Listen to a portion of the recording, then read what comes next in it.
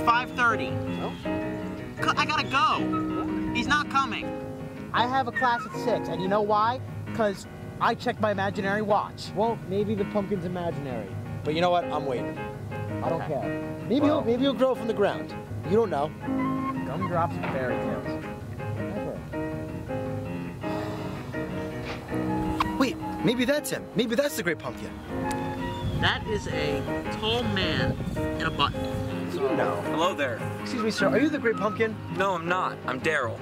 Little Big Pumpkin? We'll have a pumpkin spice latte here. Check it out. Yes, that's close. No, it's not. Why did it say Darnell? Starbucks. You have anything for him?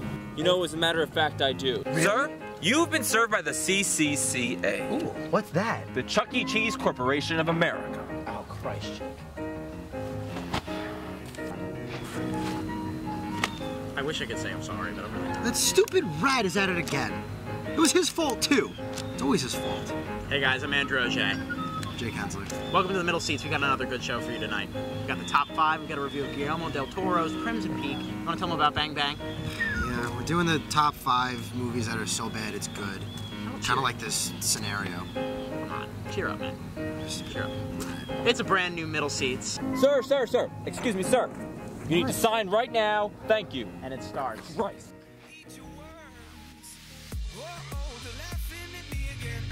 God's a stand-up comedian. He's got a special on HBO, and he does a lot of racial jokes. 5 stars from the critics, but when I tell my jokes, I get crickets. Go figure. I'm just another hack with a sitcom laugh track playing in the back.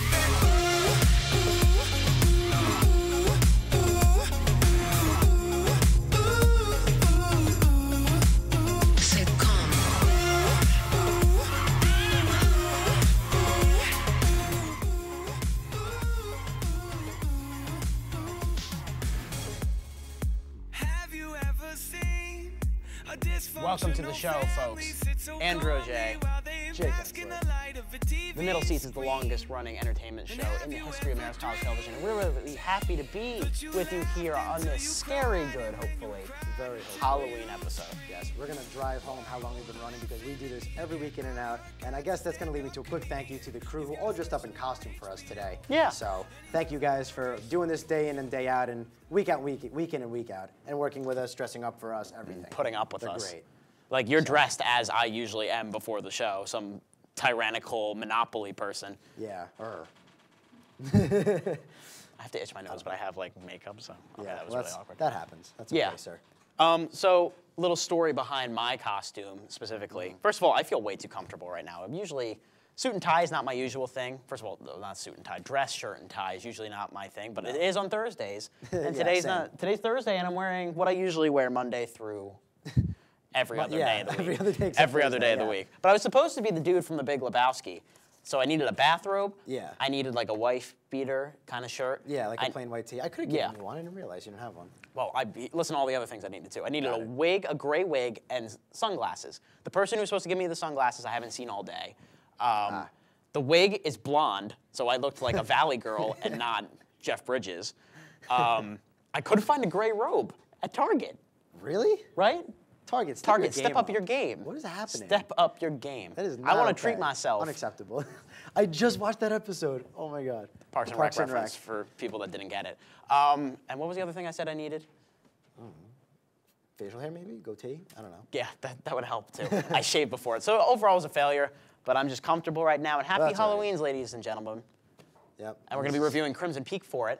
Perfect Before timing. we can get into the guts and potential glory of Crimson Peak, we're going to talk about some other juicy stuff. It's the top 5. Top 5. These are the biggest news stories of the week and of the world in cinema, and they're ranked in ascending order. The Transformers movies these days are like if you took 2 action figures together, just slam them together like a toddler, and then threw the toys across the room like a large pile of money. I hope I didn't hit anybody. They have a formula, and it works for them. Quality be damned. I have a few, let's be nice and say, issues with the production of these films. Just a few of which involve offensive racial stereotypes and obnoxious human characters. 2 news pieces came to our attention this week about those exact 2 things. The first being Parks and Recreation comedian Aziz Ansari's revelation that he turned down a role in the 2007 original because they asked him to talk in an Indian accent. Then the writer of the upcoming 5th film put any fears to rest that Mark Wahlberg and the rest of the other meat faces will be sitting the next adventure out. Oh, yay. Do you watch Transformers? Have you seen any of them? I've seen the original, the first 3, but I kind of fell asleep during the 3rd one. So I only remember the 1st and 2nd and kind of parts of the 3rd. I didn't bother with the most recent one. The most recent one is awful. I didn't bother. Yeah, but these are 2 distressing stories that kind of say a lot about how these films are made. They value the wrong things. Yeah. And they don't understand humor. You know, humor doesn't come from stereotypes. Humor comes from strong writing, you know? Yeah. And if you were going to waste an actor like Aziz Ansari on an accent, like, Yeah. come on, Michael Bay. Yeah. I mean, well, and that guy is apparently just hard to deal with. Megan Fox left the production on the 3rd film because apparently, apparently she was like, she gave him a little bit of a lip because he was being hard to work with. She compared him to Hitler. Is that what it was? Yeah. Yeah. And he was just like, see ya. And Yeah. then they didn't even write why. They just were kind of like, here's your new girl. Have fun. Yeah. Bye. Although they made up because she's in Teenage Mutant Ninja Turtles, which she produces. So obviously they made up at some point. This man. Yeah, but the human characters in these movies, first of all, they get too much attention, and second of all, they're useless. You know? What? No. We'll get to that later. But yeah, I'm not looking forward to the 5th one. There was a point where I would be looking forward to them cautiously, and then they would let me down every single time. No more. Cut myself off. Yeah. It was bottom 5 last year, right, for you? Oh yeah, I think number 2. Wow. It was rough. It was So- a rough experience. We're gonna transition to a high note for this new story. So, first off, if you've never seen the original Raid and you like action, and stylized choreographed fighting is your gig, then you've seriously been missing out. 2011's The Raid is one of the most exciting and honestly amazing hand-to-hand combat fighting films you'll ever watch. It was a big hit too, so it shouldn't be a surprise that America's trying to make one of their own. The only problem, they just lost their director, Patrick Hughes from Expendables 3, a studio, and one of the lead actors, Taylor Kitsch from Lone Survivor. It is speculated that Frank Grillo from Captain America: The Winter Soldier is still on board with only one other production company.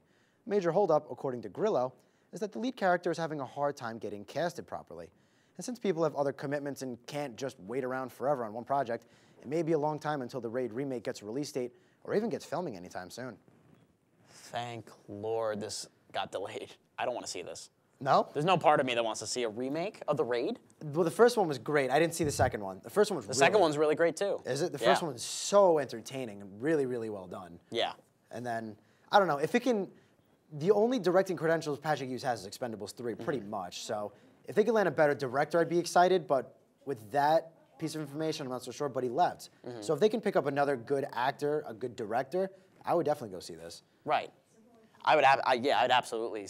Yeah. I'd see it if it's a good director. And Frank Grillo I like too. Yeah, no, he's been Especially pretty good. His Crossbones, you know, like he's a great actor as far as that goes. What else was he in? Winter Soldier, and he was in something else that I saw. I don't know what it was. Purge 2. I don't know if I saw that, Oh, but okay. yeah, he was in something I saw. He's in a lot of he's a action pretty good movies. actor. He's a good actor, but Yeah. here's the thing. How are you going to do better than that version did? That's the thing. And is there anything they can add to it that will enhance it? I don't think so.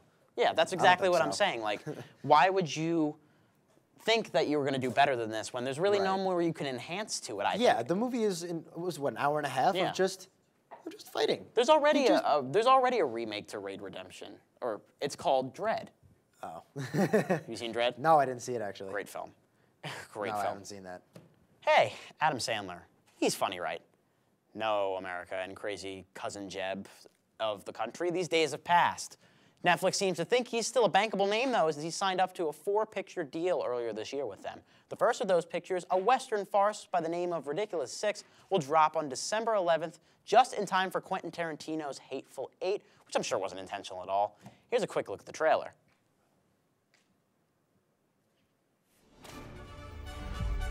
Let's ride!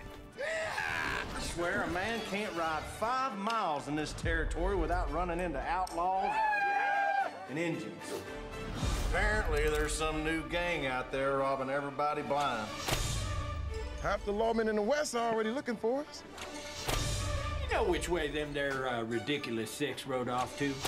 This is gonna be so much fun. No. If Frank Stockburn is your father, raise your hand. Oh, dang! You saw the cast: Sandler, Terry Crews, Luke Wilson, Taylor Lautner, Will Forte, Harvey Keitel, Nick Swardson, Rob Schneider. Some legends, some mere mortals. some Rob Schneiders. Yeah, I actually just watched Magnificent Seven in class 2 days ago, and it was good. I really enjoyed it. So, and they're actually making a remake with Chris Pratt and Denzel Washington and whoever else. But this movie, I can't tell. I can't really do Adam Sandler anymore. But I don't know. I'm sure it'll have its moments, but it's probably gonna be another.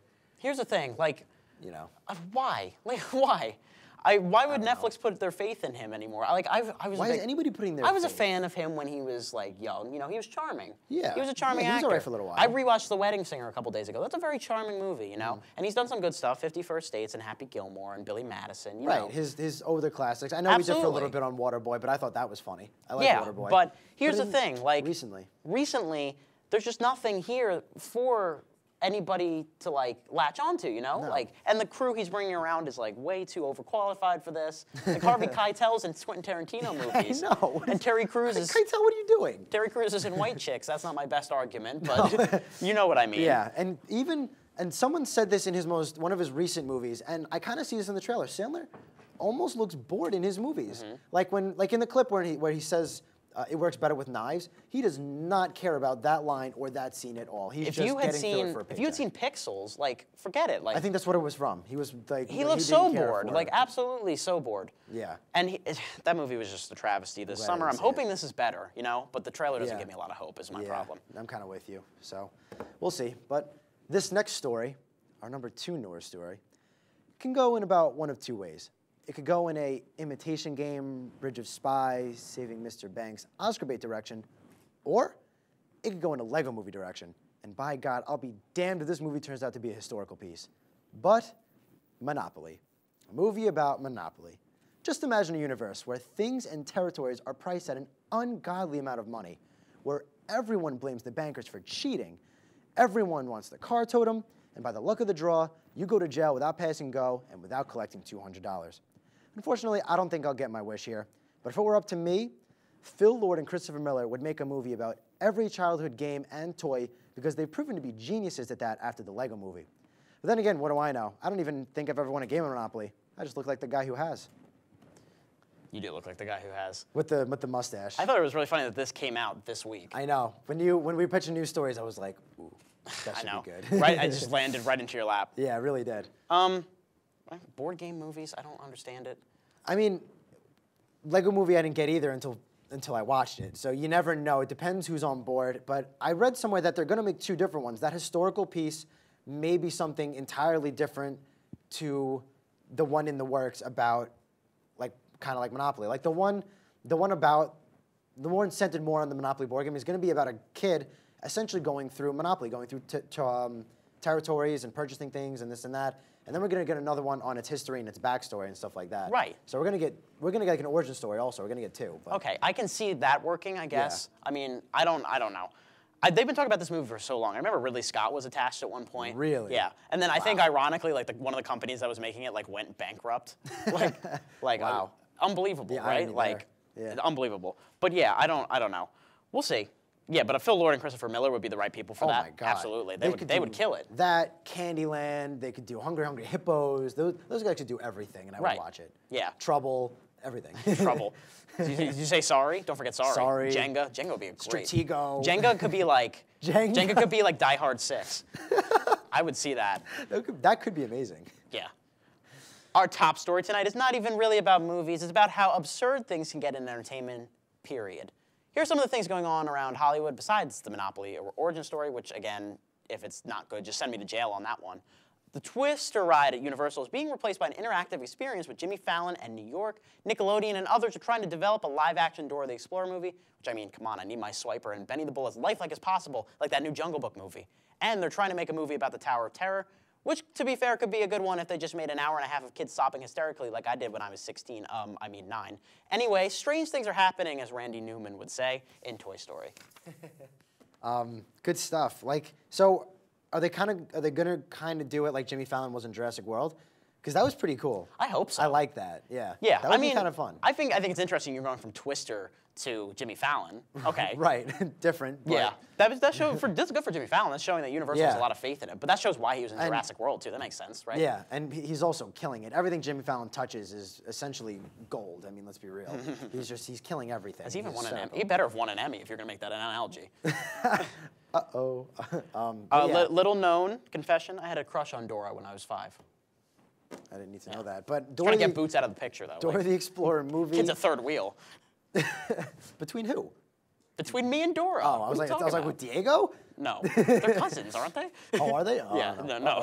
That ain't happening. We're going some bad places right now. Ruining kids' childhoods everywhere. Oh my God. I don't really need to see that movie. If it's like live action. Phil Lord and Chris Miller. It just keeps saying their names. Why not? Let's just I don't know who would direct that. Okay, yeah. Yeah, okay, fine. They're kind of becoming the do-all guys. Ever been on Tower of Terror? Yes.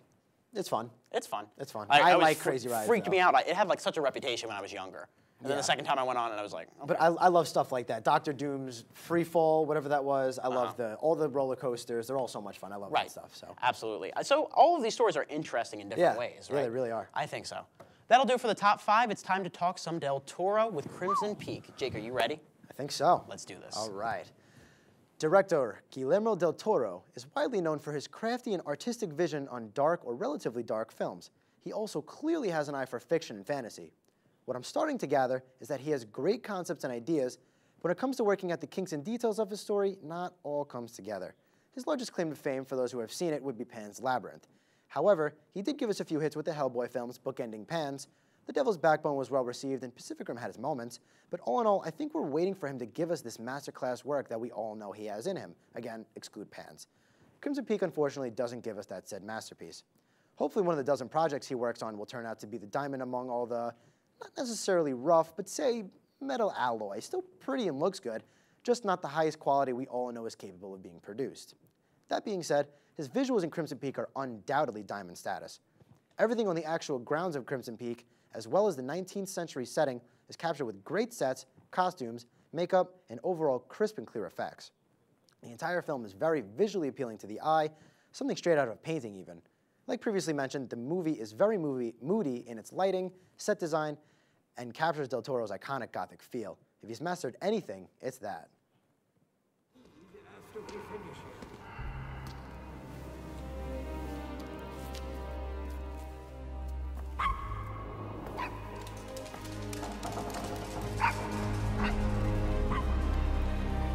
Goodness, how many rooms are there? I don't know. Would you like to count them? What do you think? Does it look the part? It does. Although it's even colder inside than out. I know, it's a disgrace. We try to maintain the house as best we can, but with the cold and the rain, it's impossible to stop the damp and erosion. And with the mines right below, well, the wood is rotting, and the house is sinking. Other than perfectly capturing the gothic and dark tone of the film, there are a few issues I have overall. The ghosts, as crafty as they look, they aren't scary. Now, I went into the movie expecting a drama with horror elements to it, and that's what I got. But even still, the story isn't anything new or something we've never seen before. The new things Del Toro tries to bring to the table are either not given to us enough or could simply be taken out of the story entirely. Without giving examples due to spoilers, there are just simply a few components to the film that could be exempt from the story and virtually nothing would change. I recently watched an interview with Del Toro, and it seemed that he had a specific vision for the movie, which confuses me even more so. It feels very misguided in his story, and as far as structure goes, the first act, although necessary, does not flow with the following two acts very well at all. They almost feel like two entirely different movies. The film undoubtedly picks up upon its second act in terms of ghosts, as well as getting a look at these ghosts so often brought up. Like the set and costumes, the ghosts have a very unique look to them too.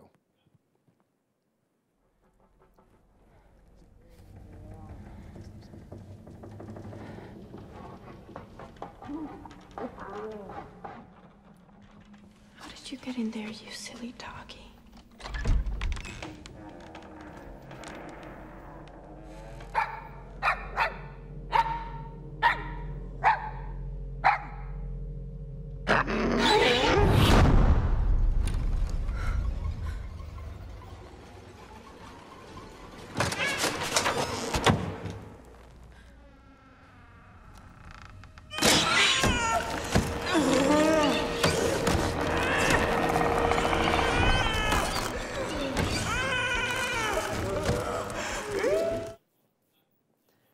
Like this year's action extravaganza Mad Max, the ghosts are given a pretty vibrant and almost gooey red to go along with the color scheme and stick out to the viewers.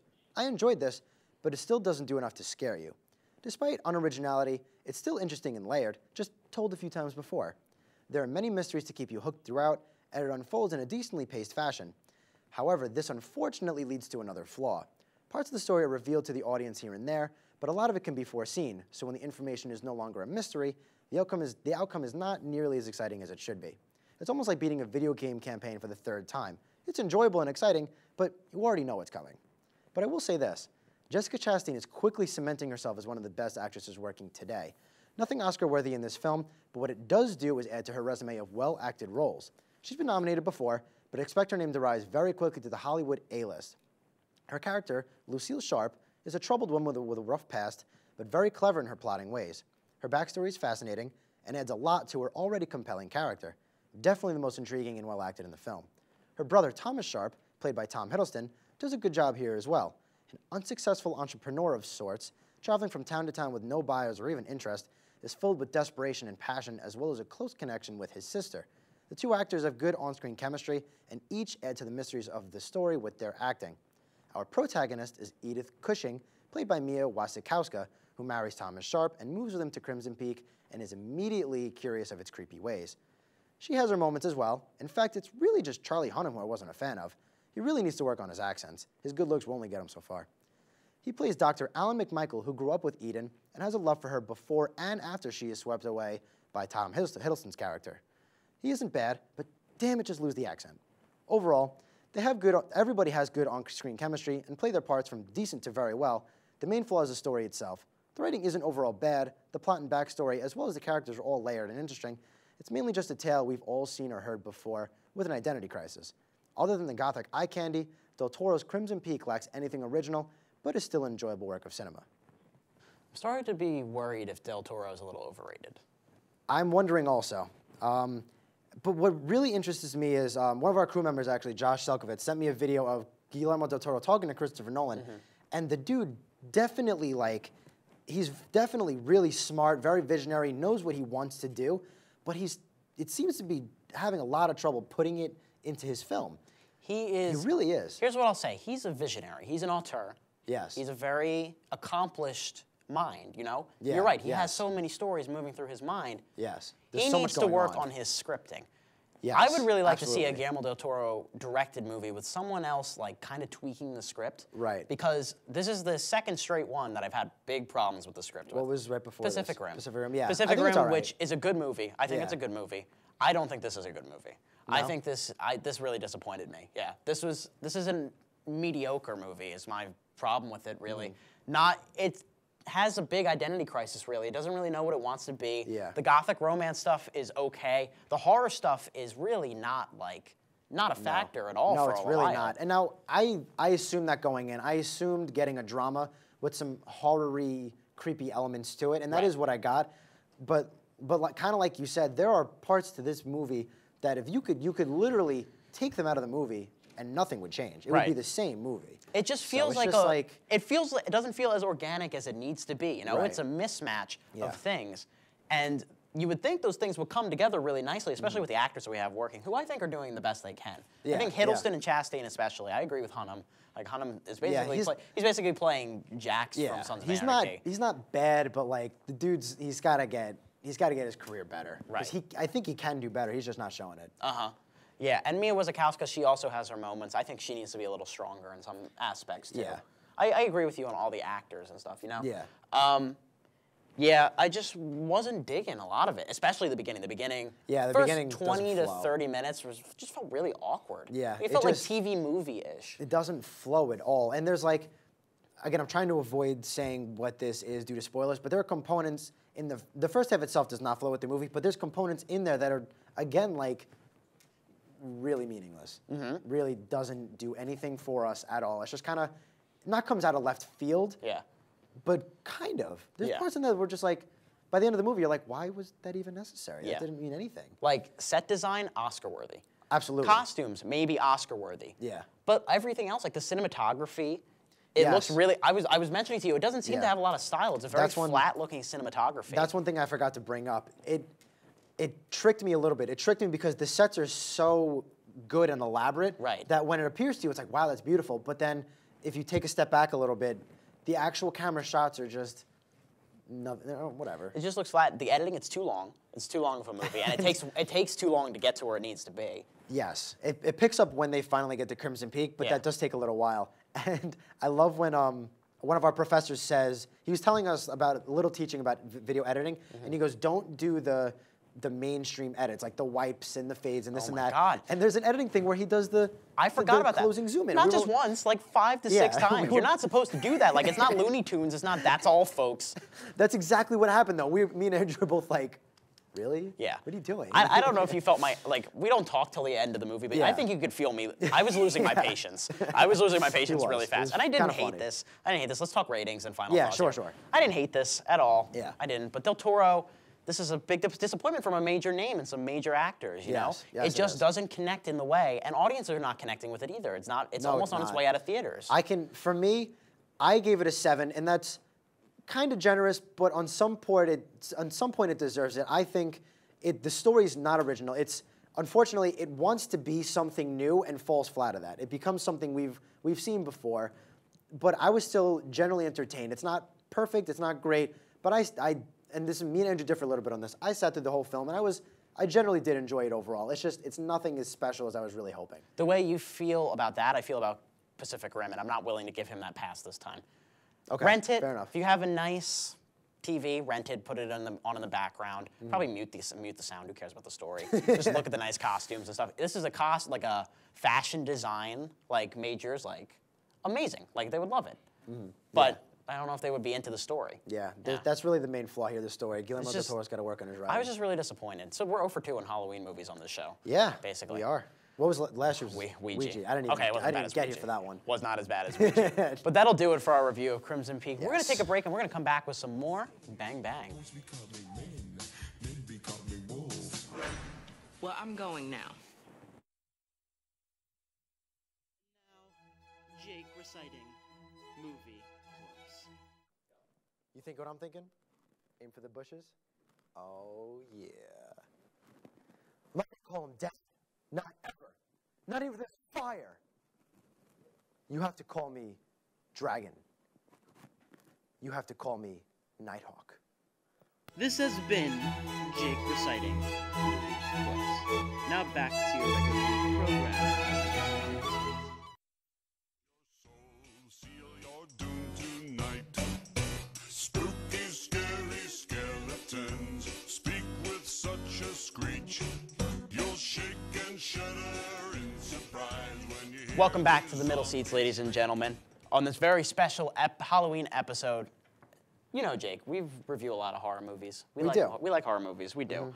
The best movie experiences are the so bad it's good horror movies. You're watching it and it's just like, I can't believe this is happening. What am I doing with my life? But this is amazing. You just question how someone thought this was a good idea, basically. But at the same time, you're enjoying it. Right. It's a weird phenomenon. It is. It really is. So tonight, we wanted to talk about some of our favorites. So here are our so bad it's good movies. And warning, this segment is rated us for stupidity. S. I thought it said R. It's an S. There are two types of so bad it's good movies, the unaware and the self-aware. Then there are those who transcend both, a film that is so unself-aware that it almost seems like the director is actually subconsciously aware what kind of mess they're making. New Moon is the only film in the Twilight series that reaches this level of amazing suckitude, but boy, is this one a doozy. Less a gothic, romantic horror film like Crimson Peak, and more horrifying in how inept and laughable in characterization, story, and dialogue, New Moon really is a treat to pick apart piece by piece. Take a bite into this scene early on when Edward tries to protect Bella in an conventional way.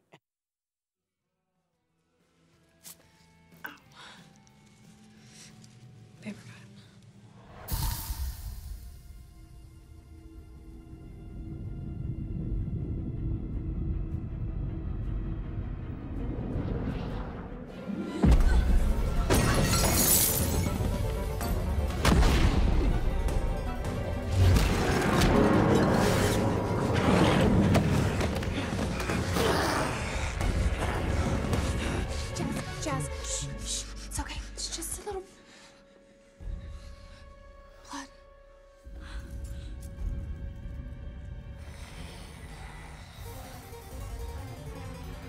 get Jasper out of here.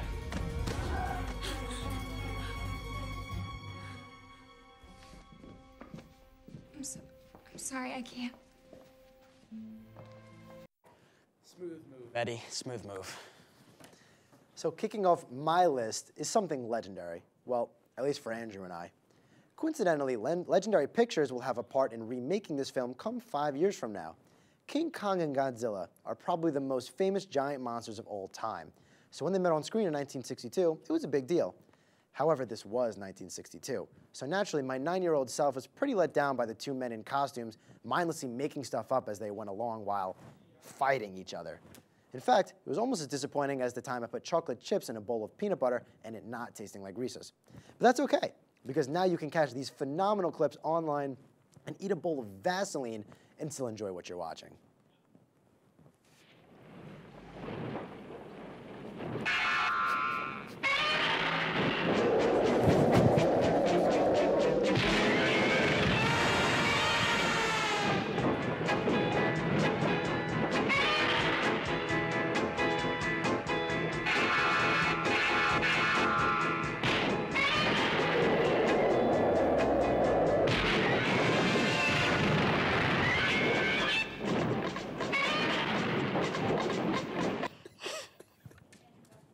Oh my God. Okay, moving on. The Room is just bizarre. I was trying to think of a more creative word for The Room, but Tommy Wiseau is, oh my God, he is just a weird dude. He looks like if you took Frankenstein and Christopher Walken, forced them to mate, and then grabbed a wig from the Spirit of Halloween and put it in front of a camera. Of course, I'm shortchanging Mr. Wiseau. He's the producer, director, star, and writer on this passion project. Of course, the writing, action, and directing are all comically awful, but at least his producing was okay, right, Jake? Mm-hmm. Here's a clip showing what to expect if you dare tempt fate and press play on The Room. I did not hit her. It's not true. It's bullshit. I did not hit her. I did not. Oh, hi, Mark. Oh, hey, Johnny, what's up? I have a problem with Lisa. She said that I hit her. What? Well, did you? No, it's not true. Don't even ask. What's new with you? Well, I'm just sitting up here thinking, you know. I got a question for you. Yeah. You think girls like to cheat like guys do? What makes you say that? I don't know. I'm just thinking. I don't have to worry about that because Lisa's loyal to me. Yeah, man, you never know. People are very strange these days. I used to know a girl. She had a dozen guys. One of them found out about it, beat her up so bad she ended up in a hospital on Guerrero Street. What a story, Mark. Yeah, you can say that again. It's not funny, you creep. Stay away from passion projects, folks. This next film qualifies on 2 different levels. It's really not a great movie, like, at all. And its concept is absolutely terrible. But it still ends up being one of those movies that you laugh at with a guilty conscience. The Ringer is about a guy who hires a man without health benefits. The man gets severely injured, so he decides to raise money for the man's operation by joining the Special Olympics without having a mental disability. The whole movie's concept is pretty awful, but there are just some scenes you can't help but laugh at. 6 trailer. Taylor Lautner was in that. The reason he was in that and hasn't gotten a role in other films is because he sucks. We learned he sucked in Twilight, yet we try to make him a thing, which brings us to Abduction. Everybody's favorite llama-faced teen finds out his parents, and that's the last thing that makes sense with him finding out that his parents are not his parents. There are bombs in ovens, balloons in front of important surveillance cameras, and a sold-out Pittsburgh Pirates crowd before 2013. It's all gloriously ridiculous, but you'll never hear me say it's boring. Number 3 on my list is another monster fight movie. Good old Sci-Fi Channel never fails to produce some of the most underrated comedies that aren't supposed to be comedies. Now, I debated putting Sharktopus versus Terracuda with a special guest appearance from Conan O'Brien, but I went with the even better and funnier Mega Shark versus Giant Octopus. With amazingly awful dialogue and even worse effects, the movie is nothing short of hysterical and something you'll absolutely enjoy if you can handle stupidity and atrocity.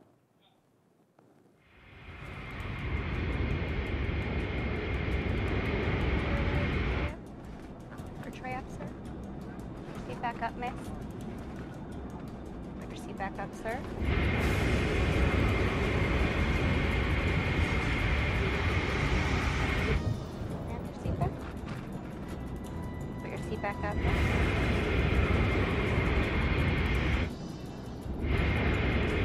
your seat back?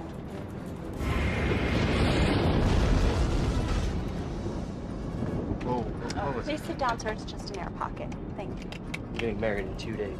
It'll be fine. All right, folks. Please fasten your seatbelts.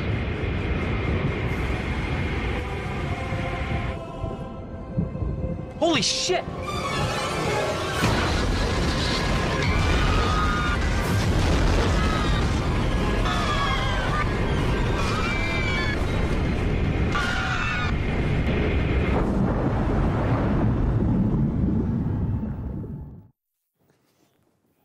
Okay then.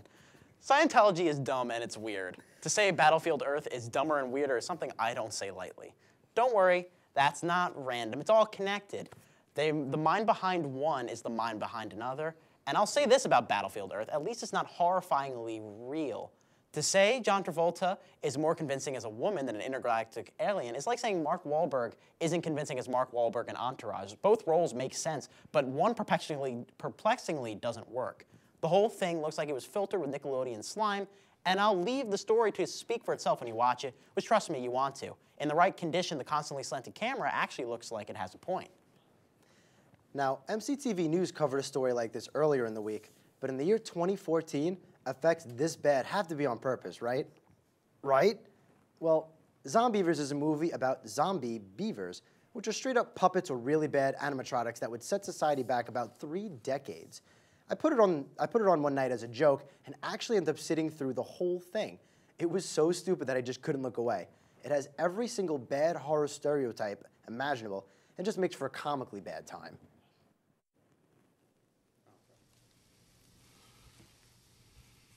Hello?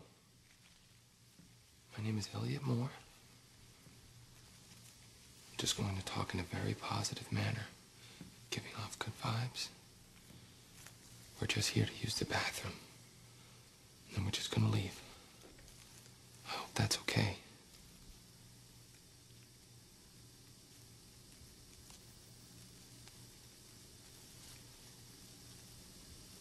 Plastic. I'm talking to a plastic plant. I'm still doing it. That was a clip from The Happening. We briefly touched on The Happening earlier in the semester when we were talking about The Visit, but it deserves its own time to shine. Whereas M. Night Shyamalan's other films are catastrophic and dull, not The Happening. This suicide thriller builds up to a stupid twist and does lull in moments, but when it perks up, oh boy does it perk up. I attribute a lot of that to the misdirection. Wahlberg looks like he's on tranquilizers here, and almost everything he says is a question. A question, Jake? Oh, and he also tries to fight a plant. The deaths are comical. The hot dog guy makes me want hot dogs. And Zooey Deschanel needs to blink, please, thank you. One of the funniest movies I've ever seen is Komodo vs. Cobra, a 2005 TV movie that my friend Sean and I caught on TV once and were left absolutely hysterical. These two beasts were genetically enhanced on an island, and short story short, end up fighting each other. Much like Mega Shark and Giant Octopus, the effects are terrible, the dialogue fake and flat, and just everything about this movie is so bad it's amazing. You may see a trend here, but I'm starting to realize I love, love, love bad monster movies. They're just too damn funny. I highly recommend at least 3 monster fight movies. These 3 monster fight movies, excuse me. They're too amazingly bad not to watch.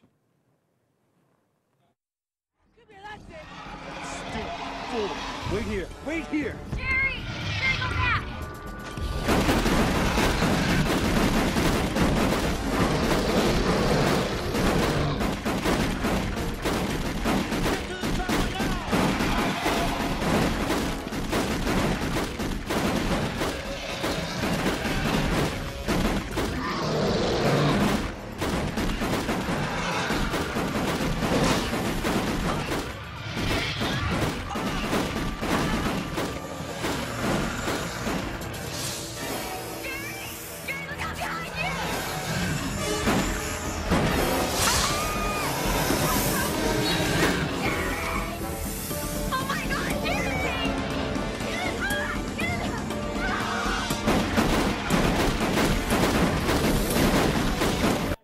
You win, Jake. Oh, man. You had 3 movies on your list that made me, under my breath, go, what the hell? I like, love what? I love that movie so much. There's this, There's this one part that I will never forget. I couldn't find the clip for it, but the Komodo literally just comes out of nowhere from the trees and just goes and snatches a guy without missing a beat, and it is the most fake and funny thing I have ever seen. We really need to watch these. We really need to watch these. Yeah, we have to find them. It's amazing. And that oh my God. that guy. I have a soft spot for the Godzilla stuff. Oh my God. It's amazing. It's all so good. If you like, we've said this several times this semester on the show. Yeah, we should get like. We should just talk about this at some point. Like, just actually review the movie. Just talk about the old movie. We should get endorsed for this. We talk about these old Godzilla Someone's movies getting royalties from the 60s for us. But as far as my list, have you seen any of them? Yes, The Happening. When I first saw it, I was just like, that's weird, and now it's just so funny. The Room.